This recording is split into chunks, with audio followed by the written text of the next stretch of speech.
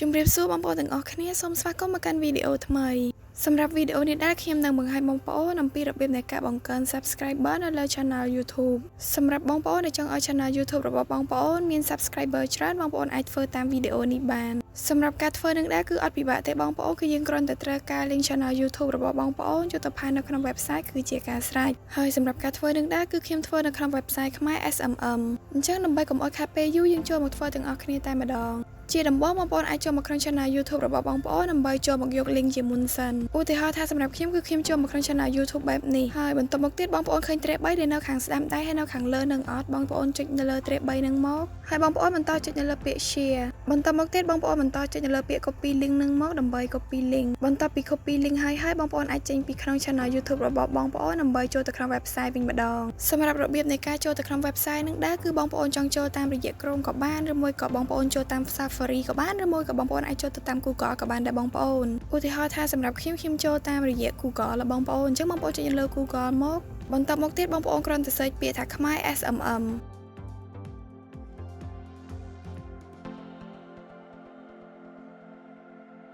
នៅខាងលើនេះដែរគឺជា link ចូលទៅក្នុង website បងប្អូនអញ្ចឹងបងប្អូនធ្វើការចុចនៅលើដំណើរ link នឹងមកដើម្បីចូលទៅក្នុង website សម្រាប់បងប្អូនដែលបានចុះឈ្មោះចូលទៅក្នុង website ហើយនៅពេលដែលបងប្អូនចុចនៅតាមដំណើរ link នឹងលោតផ្ទាំងបែបនេះមកឲ្យបងប្អូនប៉ុន្តែសម្រាប់បងប្អូនដែលអត់បានចុះឈ្មោះចូលទៅក្នុង website ទេបងប្អូនក៏អាចធ្វើការចុះឈ្មោះចូលទៅក្នុង website សិនដើម្បីអាចប្រើប្រាស់សេវាកម្មដែលមាននៅក្នុង website នេះបានសម្រាប់របៀបចុះឈ្មោះនិងរបៀបដាក់លុយចូលទៅក្នុង website ខ្ញុំនឹងដាក់ link ជូនបងប្អូននៅខាងក្រោមវីដេអូនេះតែម្ដងនៅក្នុង website នេះដែរគឺយើងមានសេវាកម្មជាច្រើនដែលបងប្អូនអាចជ្រើសរើសប្រើប្រាស់បានទៅតាមតម្រូវការរបស់បងប្អូនប៉ុន្តែសម្រាប់វីដេអូនេះដែរគឺខ្ញុំនឹងបង្ហាញបងប្អូនអំពីរបៀបនៃការបង្កើន Subscriber នៅលើ Channel YouTube អញ្ចឹងហើយជំហានដំបូងបងប្អូនអាចធ្វើការចុចនៅលើ logo YouTube នេះសិនមកបន្តមកទៀតបងប្អូនអូនមកក្រោមដើម្បីចុចនៅកន្លែង category នេះសម្រាប់កន្លែងនេះដែរគឺយើងមានសេវាកម្មជាច្រើនដែលទាក់ទងជាមួយនឹង YouTube របស់បងប្អូនយើងមានដូចជា YouTube Subscriber Watch Time YouTube View YouTube Report ឬក៏ YouTube Short ឬក៏ YouTube Live Stream គឺយើងមានច្រើនបងប្អូនប៉ុន្តែបងប្អូនកលេចមើល YouTube Subscriber បងប្អូនសម្រាប់ YouTube Subscriber នឹងដែរគឺយើងមាន3ជម្រើសឲ្យបងប្អូនជ្រើសរើសទី1គឺ YouTube Subscriber New ហើយទី2គឺ YouTube Subscribers ធម្មតាហើយនិងទី3គឺ YouTube Subscriber Use for Spam Only បងប្អូនសម្រាប់ service ទាំង3នឹងដែរបងប្អូនពេញចិត្តនៅ service មួយណាបងប្អូនអាចធ្វើការជ្រើសរើស service មួយនឹងបានឧទាហរណ៍ថាសម្រាប់ខ្ញុំគឺខ្ញុំយក service ដែលនៅខាងលើគេបងអស់នេះបងប្អូនគឺ YouTube Subscriber New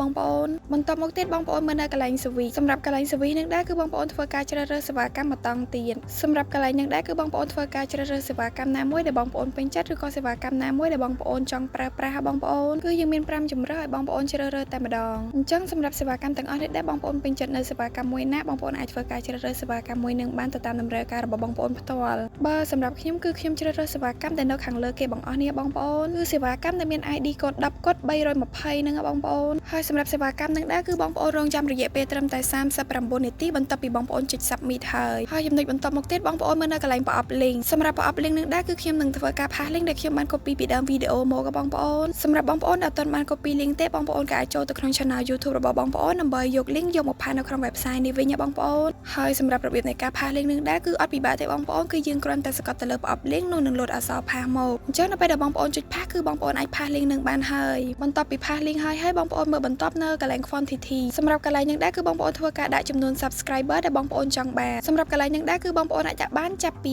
5ទៅដល់50000 subscriber បងប្អូនអញ្ចឹងនៅក្នុងចន្លោះតួលេខនឹងដែរគឺបងប្អូនចង់ដាក់ប៉ុន្មានក៏បានដែរអាស្រ័យទៅលើតម្រូវការរបស់បងប្អូនផ្ទាល់ឧទាហរណ៍ថាសម្រាប់ខ្ញុំធ្វើវីដេអូបង្ហាញបងប្អូនអញ្ចឹងខ្ញុំអត់ដាក់ច្រើនទេបងប្អូនគឺខ្ញុំដាក់ត្រឹមតែ5 subscriber ទេនៅពេលដែលបងប្អូនដាក់នៅចំនួន subscriber ដែលបងប្អូនចង់បានហើយនៅកន្លែងឆាកនឹងគិតលុយអូតូសាប់តែម្ដងមកឲ្យបងប្អូនថានៅពេលដែលបងប្អូនដាក់ចំនួនប៉ុណ្ណេះតើបងប្អូននឹងត្រូវចំណាយលុយអស់ប៉ុន្មានអញ្ចឹងបងប្អូនហើយកន្លែងឆាកនឹងដែរក៏ប្រែប្រួលអាស្រ័យទៅលើចំនួន subscriber ដែលបងប្អូនបានដាក់នៅខាងលើនឹងដែរឧទាហរណ៍ថាបងប្អូនដាក់លើសពី5 subscriber អញ្ចឹងចំនួនលុយដែលនៅខាងក្រោមហ្នឹងក៏ប្រែប្រួលទៅតាមនឹងដែរបងប្អូនបន្ទាប់ពីបងប្អូនដាក់នៅចំនួនដែលបងប្អូនចង់បានអស់ហើយបងប្អូនគ្រាន់តែពិនិត្យមើលម្ដងទៀតថាតើសេវាកម្មដែលបងប្អូនបានជ្រើសរើសនៅខាងលើនឹងត្រឹមត្រូវអស់ហើយឬនៅសម្រាប់កន្លែងនេះដែរគឺខ្ញុំតម្រូវឲ្យបងប្អូនពិនិត្យមើលម្ដងទៀតថាតើសេវាកម្មដែលបងប្អូនបានជ្រើសរើសខាងលើនឹងត្រឹមត្រូវអស់ហើយឬនៅបងប្អូនពិនិត្យមើលនៅកន្លែង category service link quantity បើសិនជាត្រឹមត្រូវអស់ហើយបងប្អូនគ្រាន់តែចុចពាក្យ submit ដែលនៅខាងក្រោមនេះមក បន្ទាប់ពីចុច submit ហើយនោះនៅលើវិក័យប័ត្របែបនេះមកបងប្អូនគឺមានន័យថាការបញ្ជាទិញរបស់បងប្អូនគឺត្រូវបានទទួលយកហើយសម្រាប់សេវាកម្មនេះដែរគឺបងប្អូនធ្វើការរងចាំរយៈពេល